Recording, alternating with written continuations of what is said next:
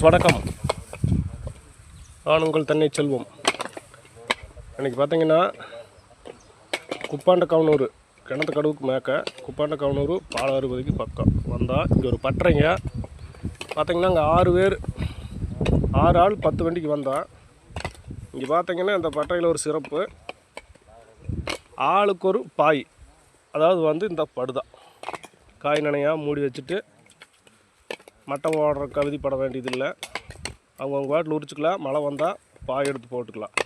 பாய் பறக்கிறதுக்கு இல்லாமல் மேலஞ்சேரி மட்டை எடுத்து போட்டு நல்லா உரிச்சிக்கலாம். எந்த ரிஸ்க்கும் இல்லை. இந்த பட்டறையில் நல்லா அமைஞ்சிருக்கு. இந்த பட்டறை குடம் காய் இருக்கிற எக்ஸ்போர்ட் லோடு. 6 ஆள் வந்தால் 10,000 காய். மழையும் வந்து போகுது. அதனால் பட்டறைக்காரர் பாய் கொடுத்தாங்க. பாய் போட்டு பாருங்க, இப்போ 7 வண்டி உரிச்சு முடிஞ்சுது. இன்னொரு 3 வண்டி இருக்குது. சாப்பிட போகிறேன்.